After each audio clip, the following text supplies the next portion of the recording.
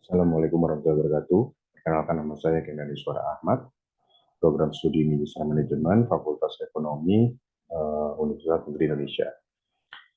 Di sini saya akan memaparkan dan mempresentasikan pengaruh work from home terhadap kinerja karyawan dan produktivitas karyawan perbankan nasional pasca pandemi COVID-19. Studi kasus pada Bank Sahabat Sampurna.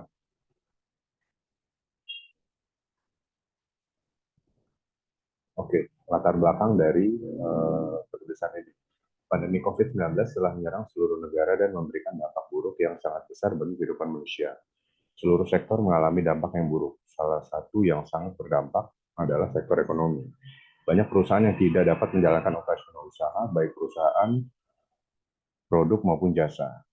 Kemudian salah satu kebijakan yang dapat dilakukan adalah melakukan WFH atau work from home, yaitu melakukan pekerjaan dari rumah. Banyak pro kontra dan dalam penerapan work from home ini.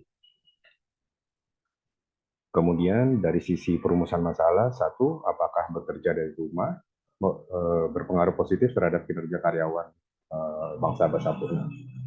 Kemudian yang kedua, apakah bekerja dari rumah WFH berpengaruh positif terhadap produktivitas karyawan Bank Sahabat Sampurna. Lalu yang ketiga, apakah bekerja dari rumah berpengaruh signifikan terhadap kinerja karyawan Bank Sahabat Sampurna. Kemudian yang terakhir, apakah bekerja dari rumah berpengaruh signifikan terhadap produktivitas karyawan Bank Sahabat Sampurna.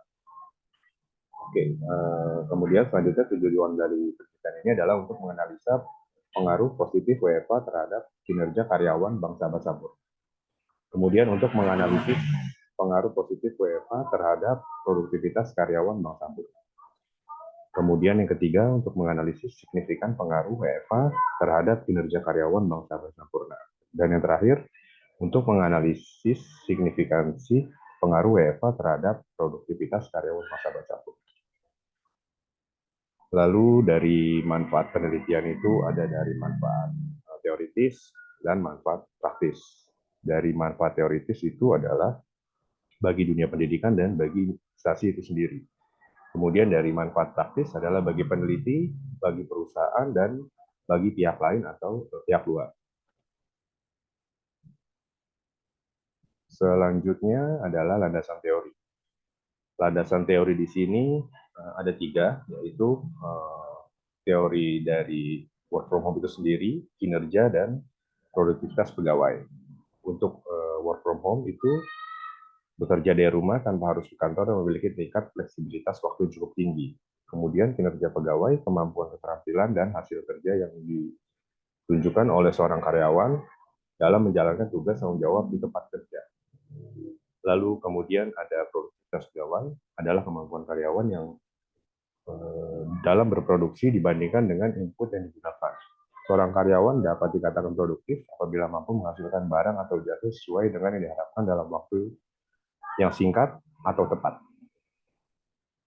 Untuk objek penelitian di sini yaitu kinerja pegawai itu sendiri terhadap work from home, kemudian produktivitas pegawai terhadap work from home.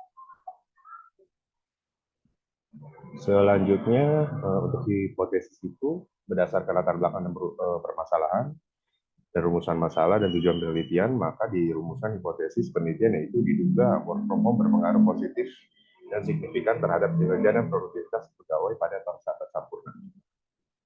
Kemudian untuk metode dan model penelitian, di sini untuk metode pengumpulan data itu melalui survei dan kuesioner. Selanjutnya untuk metode analisis data menggunakan SPSS. Terima kasih atas kesempatan dan kerjasamanya. Saya ucapkan terima kasih.